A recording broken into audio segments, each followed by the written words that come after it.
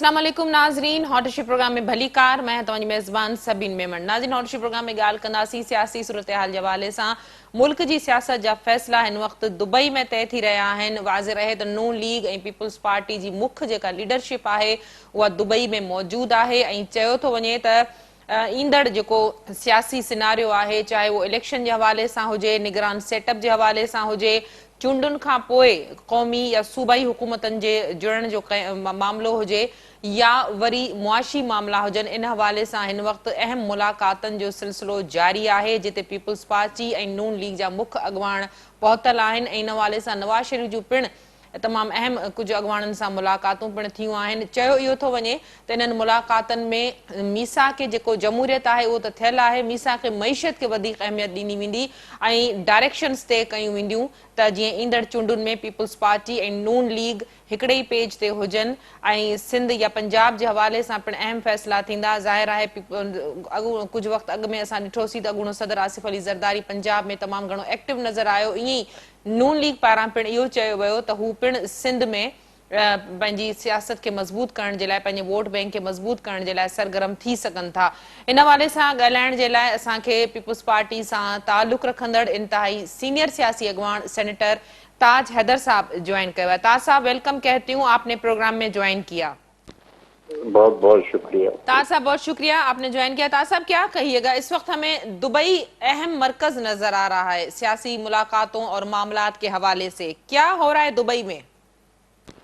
देखिए, एक सियासी जमातों की और जो बड़ी सियासी जमातें हैं उनकी आपस में गुफ्त शनीद होनी चाहिए ताकि कोई आगे चलने का प्रोग्राम बनाया जा सके। और यही हम कर रहे हैं। हमने पहले भी जबकि इख्तलाफात बहुत ज़्यादा थे, अब तो इख्तलाफात बहुत कम हैं, एक हुकूमत में हम साथ बैठे हैं, लेकिन जब ज़्यादा इख्तलाफात थे तब भी मीसाक जमहूरियत बीबी शहीद के इनिशिएटिव पर वो हुआ था, जिससे कि सियासत जो थी वो अपने सही पटरी पे आ गई। और ये झटके वटके आते रहते हैं, लेकिन जमहूरियत पे एक इत्तेफाक राय हुआ और किस तरीके से और वो कमिटमेंट जो है वो एक फर्म कमिटमेंट है और अब तक चल रहा है। अब मईशत के मामले में भी कुछ न कुछ एक इत्तेफाक राय या अंडरस्टैंडिंग हो जाए तो बहुत अच्छा होगा। ठीक, ताज साहब क्या लगता है आपको, माजी आपके सामने है और बड़े सीनियर सियासतदान हैं आप, ये जो मीसाक जमहूरियत थे माजी में भी हुए मोहतरमा शहीद बेनज़ीर भुट्टो साहिबा के दौर में, लेकिन लॉन्ग टर्म नजर नहीं आता। पीपल्स पार्टी और नून लीग कहीं कहीं एक दूसरे के सामने कुछ मामलात में आ जाते हैं, जिसका इजहार हमने रिसेंटली, ज्यादा दूर नहीं जाते, बिलावल भुट्टो जरदारी ने कहा कि उनको सैलाब ज़दगान के लिए जो रकम मुख्तस की गई थी बजट में वो नहीं रखी गई। उसके बाद ये मामला खुशउस्लूबी से हल भी हो गया। तो आप समझ रहे हैं कि सबसे पहले पीपल्स पार्टी और नून लीग का एक साथ बैठना और उसके बाद आगे का लाहे अमल तय करना ये ज्यादा जरूरी है? देखिए, जो मिसाक जमहूरियत है उसमें जमहूरियत पे इत्तेफाक राय के कोई भी सियासी पार्टी जो है वो जमहूरियत के साथ खेल नहीं खेलेगी। और हम मुतमईन हैं कि मुस्लिम लीग नून ने भी जमहूरियत के लिए जंग लड़ी है, जेलों में गए हैं और ये तमाम जद्दोजहद उन्होंने भी की है जमहूरियत के लिए। मीसाक जमहूरियत में एक नुक्ता है कि जो गौर तलब है और जिस पर गौर किया जाना चाहिए, वो है फेडरल कॉन्स्टिट्यूशनल कोर्ट के इस वक्त जो हमारी अदलिया के अंदर एक बैटल ऑफ आइडियाज चल रही है और मुखालफत चल रही है, इसको किस तरीके से किया जाएगी। और वो जो हमारा वफाकी आईनी अदालत के क़याम का हमने तय किया था अपनी मीसाक जमहूरियत में कि जिसमें हर सूबे की मुसावी नुमाइंदगी हो और सियासी और आईनी मसाइल को वो अदालत देखे, तो मेरे ख्याल से उसकी भी ज़रूरत है मौजूदा सूरत हाल को देखते हुए जो अदलिया के अंदर पाई जाती है। लेकिन बड़ी चीज़ ये है कि हम क्या कर सकते हैं अपने आवाम के लिए। अच्छा, हमसे कहा जाता है रिलीफ, और इस वक्त भी जो سیلاب زدگان ہیں ان کو ریلیف کی ضرورت ہے، اور جیسا کہ آپ نے خود کہا کہ چیئرمین بلاول نے اس پہ زور دیا اور وہ مسئلہ حل ہو گیا. لیکن اس سے بھی کہیں بڑا مسئلہ روزگار کا ہے کہ لوگوں کو روزگار ملے، اور اس کے لیے ہمیں کچھ نہ کچھ، ہماری تو ایک پلان تیار ہے کہ ہم کس طریقے سے پبلک پرائیویٹ پارٹنرشپ کو کر کے اور اس کو آگے بڑھائیں گے جس طریقے سے ہم صوبہ سندھ میں کرتے رہے. لیکن یہ کہ اس پہ وہ بھی کنونس ہوں اور اس طریقے سے ہم جو ہماری نئی انڈسٹریز لگ سکیں، بند انڈسٹریز کو ہم پھر سے چلا سکیں. اسٹیٹ بینک جس طریقے سے کر رہا ہے، اپنا ریٹ آف انٹرسٹ بڑھا رہا ہے، 22 کر دیا اب انہوں نے، اس کو کیسے کنٹرول کیا جائے. یعنی معیشت کو بیرونی ہاتھوں سے نکال کے اور مقامی پالیسی اور مقامی کاموں اور لوگوں کو روزگار دیں. طاہر صاحب یہ بتائیے گا کہ پیپلز پارٹی پبلکلی یہ کہہ چکی ہے کہ بلاول بھٹو زرداری آنے والے وزیر اعظم ہوں گے. زرداری صاحب خود کہہ چکے ہیں کہ میں دیکھنا چاہتا ہوں کہ بلاول وزیر اعظم بنے ملک کے، اور اسی دوڑ میں نون لیگ بھی شامل ہے. ان معاملات پر اتفاق رائے آپ کیسا دیکھتے ہیں؟ نہیں، یہ معاملے تو الیکشن سے طے ہوں گے. دیکھیے، میں بھی یہی چاہتا ہوں کہ بلاول وزیر اعظم بنے، اور میں انتھک کوشش کروں گا اس کے لیے. لیکن یہ کہ ایک جو حد ہے اس کے لیے وہ ہے الیکشن، کہ الیکشن کے اندر آپ کی اگر اکثریت آتی ہے تو بلاول صاحب بنتے ہیں. تو اکثریت لانے کے لیے تو آدمی محنت کرتا ہے. اچھا، کہیں سے ایک اور کام ہوا ہے، وہ یہ کہ ہماری آدم شماری جو تھی اس میں ہمارے نمبرز کم کر دیے، کہ نہیں تو ہماری سیٹیں بڑھ جاتی ہیں سندھ کی. خیر، پنجاب سے بھی اب کافی حمایت حاصل ہو رہی ہے، لیکن بڑی چیز یہ ہے کہ لوگوں کو سیٹ گنا جائے، اور اس پہ بہت چیزیں جو ہیں، کیونکہ صوبوں کے درمیان اگر کشمکش رہے گی آئینی مسائل کے اوپر اور مالیاتی مسائل پہ، تو اس سے ہماری فیڈریشن کمزور ہوگی. تو یہ معاملہ بھی ہے، کیونکہ آپ کو یاد ہوگا کہ ابھی جو ہماری 15-20 دن پہلے سینٹرل کمیٹی ہوئی تھی، اس نے اس مردم شماری کو مسترد کر دیا، ریجیکٹ کر دیا. تو پھر جو ہے بہت سے معاملات ہیں جن کو طے کرنا ہے، اور طے کرنے کا طریقہ یہ ہے کہ آپس میں بیٹھ کے بات کی جائے کہ بھئی یہ بات صحیح ہے، یہ بات غلط ہے، یہ کرنی چاہیے، یہ نہیں کرنی چاہیے. اس کے بعد بھی اختلافات رہتے ہیں، کیونکہ جب بھی لوگ بیٹھتے ہیں، لیکن وہ اختلافات ذاتی نوعیت کے نہیں ہوتے، وہ نظریاتی اختلافات ہو سکتے ہیں، اور ذاتی حیثیت کے اندر ایک دوسرے کا احترام کرنا اور جو مینڈیٹ ہے اس کا احترام کرنا اور الیکشن کو فیئر رکھنا، اس کے اندر دھاندلی نہ ہو، یہ میرے خیال سے ہمارے مشترکہ آبجیکٹو ہے.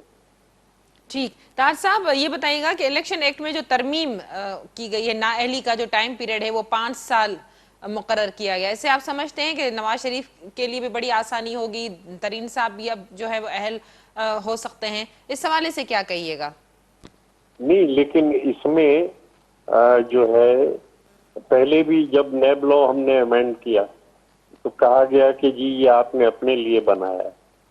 فائدہ اس کا ہوا تحریک انصاف کو. جی. اب بھی یہ ایک انسانی حقوق کا معاملہ ہے کہ کوئی بھی سزا، بڑی سے بڑی سزا بھی، وہ تمام عمر کے لیے نہیں ہوتی. کہا عمر قید جاتا ہے، لیکن وہ 8-9 سال کے اندر انسان نکل آتا ہے.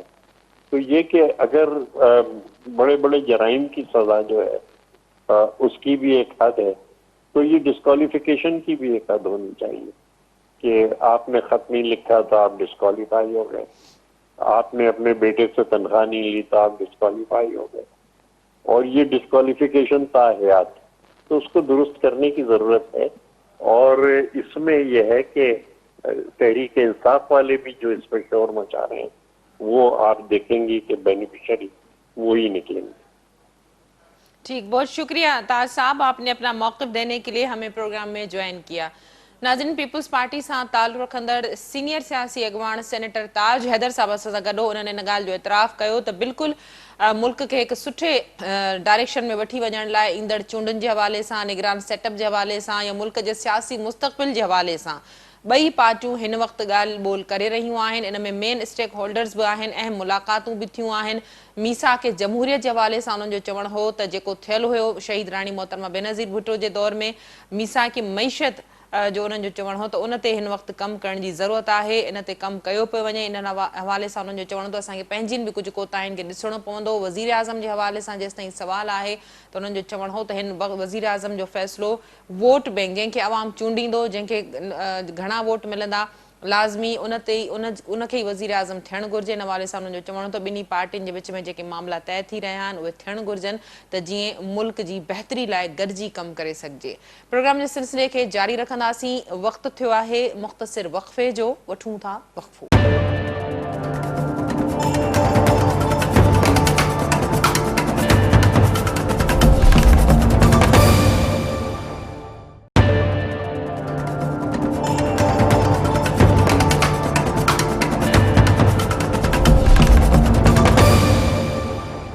वेलकम बैक नाज़रीन, प्रोग्राम जे सिलसिले खे अॻिते वधाईंदासीं। प्रोग्राम जे ॿिए हिसे में ॻाल्हि कंदासीं IMF ऐं पाकिस्तान जे विच में मामलनि जे हवाले सां। वाज़े रहे त पाकिस्तान ऐं IMF जे विच में जेको कर्ज़ प्रोग्राम जी बहाली वारो मुआहिदो आहे उहो 30 जून ते ख़तमु थी रहियो आहे। वज़ीर आज़म पाकिस्तान शहबाज शरीफ़ पारां कुझु ॾींहंनि में चोथों भेरो IMF सां राब्तो कयो वियो आहे। इन हवाले सां IMF जो चवणु आहे त जल्द कर्ज़ बहाली लाइ प्रोग्राम जे लाइ कोशिशूं कयूं पियूं वञनि। IMF जो चवणु आहे त पाकिस्तान इन हवाले सां शर्तुनि मुताबिक़ कमु कयो आहे। वाज़े रहे त बजट जो पास थियणु पिणु इन सिलसिले जी हिकु कड़ी आहे।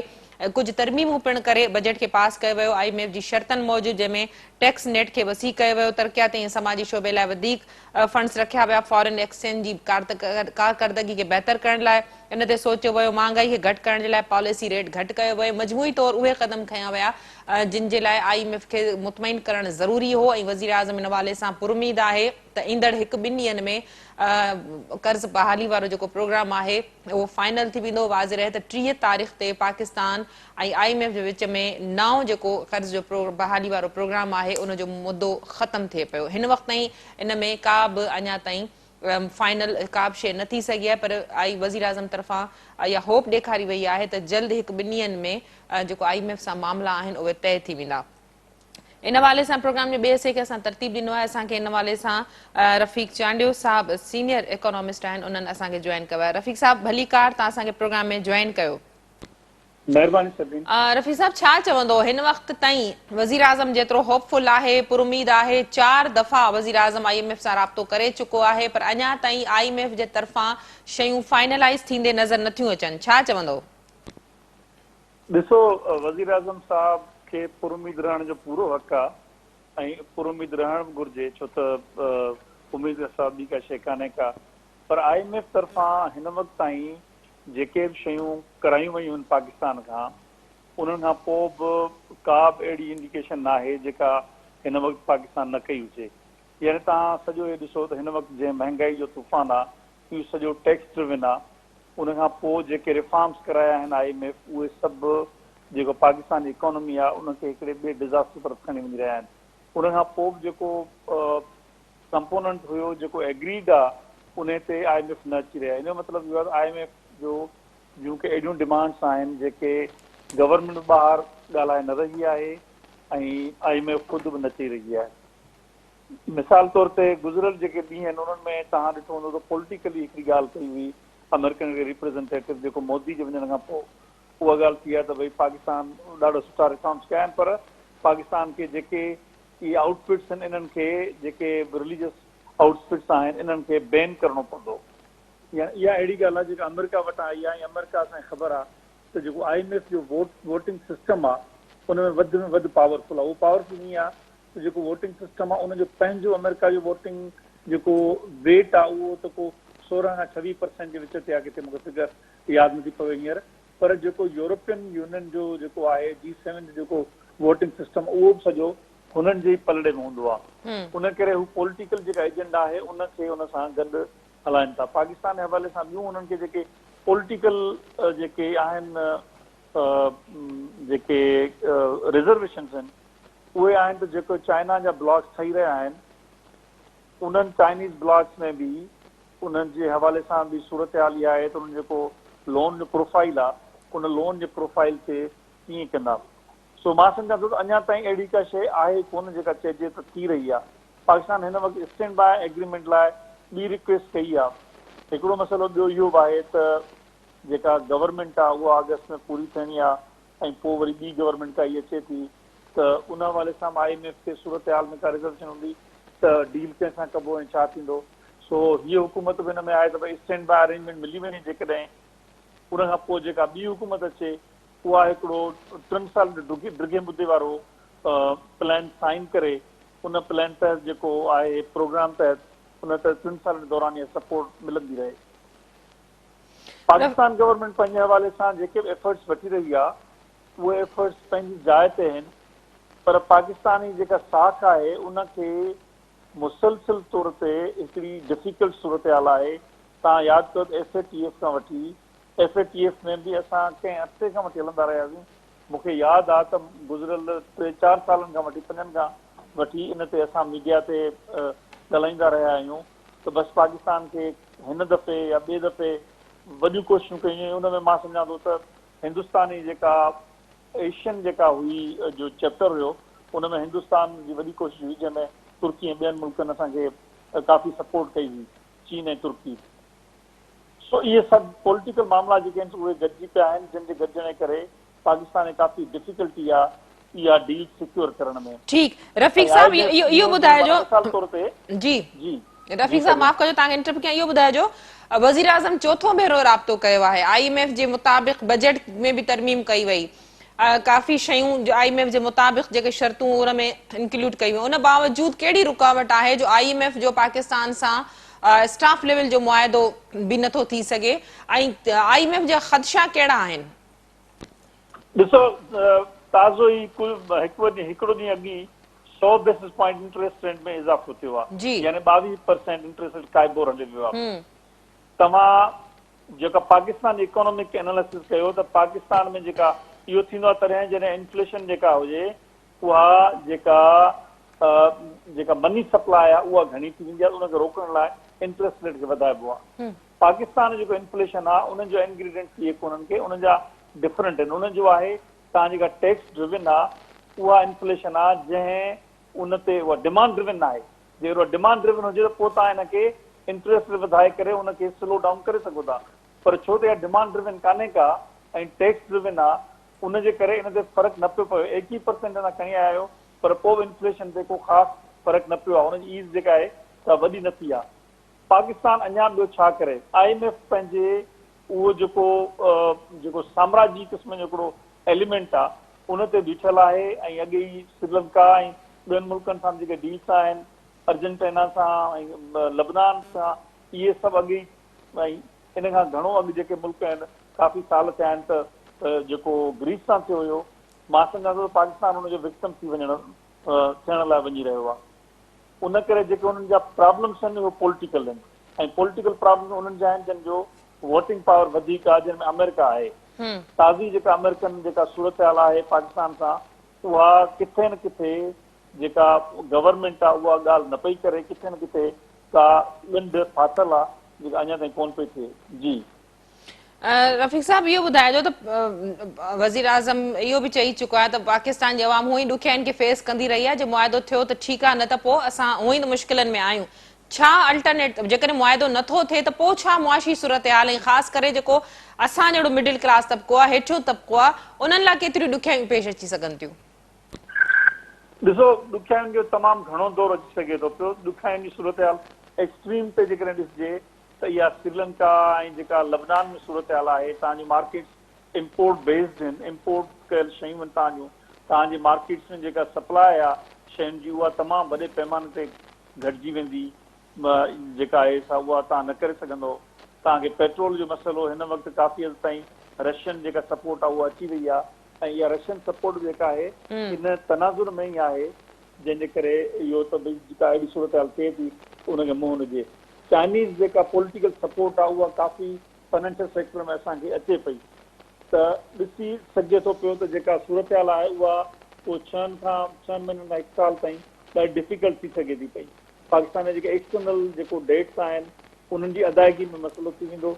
उन अदायगी मसइले खां पोइ पाकिस्तान जी जेको कारोबार आहे उहो सॼो वेही वेंदो, जेको बैन अवी मंडियुनि सां थिए थो पियो, जंहिंमें असांजी सर्विस इंडस्ट्री मुतासिर थींदी, इंडस्ट्री मुतासिर थींदी, असांजी सभई। पर इवेंचुअली पाकिस्तान रिकवर करे सघे थो जेकॾहिं ॿियनि अल्टरनेटिव ते पाकिस्तान हलियो वेंदो त। पर बहरहाल जेकॾहिं इहा सूरत हाल थिए थी त इहा सूरत हाल हिकिड़ी ॾुखी मामले ॾांहुं वेंदी ऐं पाकिस्तान जी हिन वक़्तु जेका पोज़ीशन आहे पॉलिटिकली ॾाढी ॾुखी आहे, अनस्टेबिलिटी आहे ऐं हिकिड़ा फाइनेंशियली असांजी पोज़ीशन त अॻे तव्हां ॾिसो था जेका आहे। इन करे पाकिस्तान खे उन्हनि जी तयारी जेका थी रही आहे उहा का सुठी कान्हे का। जी रफ़ीक साहब, तव्हां चयो त पाकिस्तान रिकवर करे सघे थो जेकॾहिं ॿियनि अल्टरनेट्स ते हलियो वञे। ॿिया अल्टरनेट्स XYZ कहिड़ा थी था सघनि? दोस्त मुल्कनि जी मदद आहे? ॾिसो, असांजी कैपेसिटी केतिरी आहे? मिसाल तौर ते चाइनीज़ जेका मदद आहे, चाइना जी मार्केट जो हिकिड़ो टिपिकल हिकिड़ो आहे कैरेक्टरिस्टिक आहे त उहा उन मां तव्हां इम्पोर्ट करे सघो था ओधर ते, या शयूं जेकॾहिं असां हुन सां बाटर बि करणु चाहियूं त असांजी हुन जी कैपेसिटी में ॾींहं राति फ़र्क़ु आहे। असीं छा हुन खपाए सघूं था? त मां सम्झां थो हुननि जी मार्केट सॼी जेका आहे सा इम्पोर्ट ओरिएंटेड कान्हे का। ऐं असां वटि त मतिलबु रॉ मटीरियल खां सवाइ त ॿियो कुझु आहे कोन। एग्रीकल्चर गुड्स आहिनि उहे, उन्हनि में चाइना ऑलरेडी तव्हां ॾिसो था त असांखे करे पियो। रशिया ऐं जेका सेंट्रल एशियन मार्केट्स आहिनि उहे असां वटि एक्सप्लोर न आहिनि, छो त जेको सोवियत यूनियन जो दौरु हुयो, जंहिं दौर में असां अमेरिका जी मदद ते कई, त उन वक़्तु उन जा बुनियाद रखणु खपंदा हुया असांखे, जेके ज़ुल्फ़िकार अली भुट्टो जे दौर में रखिया हुया। हाणे फौरी तौर ते उन्हनि सां बिज़नेस करण जी जेका अपॉर्चुनिटी आहिस्ता आहिस्ता उनखे एक्सप्लोर करे रहिया आहिनि, पर उनखे टाइम लॻंदो। ईरान सां जेको थी सघे थो उहो थी सघे थो पियो। हिंदुस्तान सां असांजा तालुकात ख़राब आहिनि, जेको असांजो वॾो बिज़नेस पार्टनर थी सघे थो पियो। इन करे असांजी जेका परदेही पॉलिसी आहे हिस्टोरिकली तारीख़ी तौर ते उहा हिन वक़्तु असांखे आॾो अची रही आहे, जेका सॼी अमेरिकन बेस हुई, अमेरिकन लाड़नि ते हुई। उहा छो त अमरीकी असांखे डिच करे विया आहिनि त असांखे ॾुखियाई ज़रूरु थींदी, पर ईअं न आहे त अल्टरनेटिव मौजूदु न हूंदा। अल्टरनेटिव मौजूदु बिल्कुलु आहिनि। पाकिस्तान खे जेको बुनियादी इमेज आहे पंहिंजो, उहो इमेज तब्दील करणो पवंदो। उन इमेज में मिसाल तौर ते असांजो जेको हिकिड़ो इमेज आहे त असां बुनियाद परस्ताना मुल्क आहियूं, असांजी बुनियाद परस्ताना जेका इकोनॉमी आहे, इन सॼी खे कंज़र्वेटिविज़म खे ख़तमु कबो त इहो ॻाल्हियूं सवलियूं थी सघनि थियूं। जी रफ़ीक साहब, आख़िरी सवाल तव्हां खां, छा हुकूमत वटि को प्लान BC मौजूदु थी सघे थो? वरी कहिड़ो सवाल प्लीज़? जीअं डार साहब इहा ॻाल्हि करे चुको, इसाक डार, त असां वटि प्लान B बि आहे। तव्हां सम्झो था त जेकॾहिं IMF सां मामला फाइनलाइज़ नथा थियनि त पाकिस्तान वटि को प्लान B या प्लान C मौजूदु आहे? पाकिस्तान वटि प्लान B तौर ते इहो प्लान आहे जेको हुननि जेको ज़ाहिर कयो आहे, जंहिंमें ॾिसो पेट्रोल वॾे में वॾो मसइलो आहे जेको तव्हांखे तव्हांजी जेका डिफॉल्ट थियण जी सूरत हाल में उहो मिलणु बंदि थी वेंदो आहे। हाणे उन जे लाइ अरबन सां ऐं जेके रशिया सां ऐं जेके उज़्बेकिस्तान सां जेके डील्स थियूं आहिनि, उहे डील्स असांखे कंहिं हद ताईं बचाव करे वेंदियूं। पर इन जो मतिलबु इहो कोन्हे कि पैसा न ॾियणा पवंदा असांखे, पर असांजी जेके आहिनि उहे पोस्टपोन थी सघनि थोरे अर्से लाइ, छो त असां ब्लॉक उन्हनि में शामिलु थियूं था ऐं रशियन बि चाहिनि था त इहो ब्लॉक असांजो जल्दी में ठहे। त इहो अल्टरनेट में मुंहिंजो ख़्यालु आहे इहा सूरत हाल असांजी कोन थींदी जेका श्रीलंका जी थी हुई, पर असांखे काफ़ी शयुनि में मुश्किलात ईंदी। हिन वक़्तु ताईं बि यूरोपियन यूनियन असांजे लाइ खुलियल आहे, पर यूरोपियन यूनियन जी जेके GST प्लस ऐं उन्हनि जो बि फ़ाइदो असांखे न मिलियो, छो त असांजी कैपेसिटी पंहिंजी कान्हे का। मुल्क जी कैपेसिटी जेकॾहिं तव्हां शयुनि खे प्रोड्यूस करण जी वधाईंदो त तव्हांजी मार्केट में एक्सेस थींदी। उहो हिकिड़ो वॾो हिसो आहे जेको ठीकु थियणु खपे, त पोइ इनशाला थी वेंदो। पर मां सम्झां थो त ये सही था चओ तव्हां त असांखे मुश्किलात ज़रूरु हूंदी, पर पाकिस्तान जो तमामु वॾो इकोनॉमिक पोटेंशियल आहे, पाकिस्तान ते हूंदे मैनेज करे सघे थो। जी वॾी महिरबानी रफ़ीक चांडियो साहब, तव्हां पंहिंजो मौक़िफ़ ॾियण लाइ असांखे प्रोग्राम में जॉइन कयो। नाज़रीन, सीनियर इकोनॉमिस्ट रफ़ीक चांडियो साहब सां गॾु उन्हनि जो चवणो तो पाकिस्तान रिकवर करे सघे थो जेकॾहिं ॿिया अल्टरनेट्स पाकिस्तान इस्तेमालु करे। इन हवाले सां पाकिस्तान खे पंहिंजी फॉरेन पॉलिसी खे ठीकु करणो पवंदो, मुआशी हवाले सां कुझु डायरेक्शन्स खे तय करणो पवंदो। इन ॻाल्हि में को बि शक न आहे त वज़ीर आज़म चोथों भेरो IMF सां राब्तो कयो आहे, पर उन बावजूदि हिन वक़्त ताईं IMF सां जेके कर्ज़ बहाली वारा मामला आहिनि उहे फाइनलाइज़ न थी सघिया आहिनि, जंहिंजा मुख्य सबब IMF जा ख़दशा आहिनि त IMF हिन हुकूमत जे वञण खां पोइ कंहिंसां डील कंदो ऐं ॿिया तमामु घणा मामला आहिनि। हिन वक़्तु इन ॻाल्हि जो में के बि राय कोन्हनि त पाकिस्तान मुआशी हवाले सां हिन वक़्तु सख़्तु ॾुखियाईनि खे फेस करे रहियो आहे। इन हवाले सां मुल्क जी जेका सियासी अशराफ़ आहे उनखे हिकिड़े मीसा के मैशत जे हवाले सां कुझु वाज़िक पॉलिसियूं जोड़णियूं पवंदियूं त जीअं मुल्क खे हिन मुआशी दुबड़ मां कढी सघिजे। अॼोके प्रोग्राम जो वक़्तु पिण ते पंहिंजी पुॼाणी ते पहुतो। ईंदड़ प्रोग्राम ताईं ॾींदा इजाज़त। अल्लाह वाहे।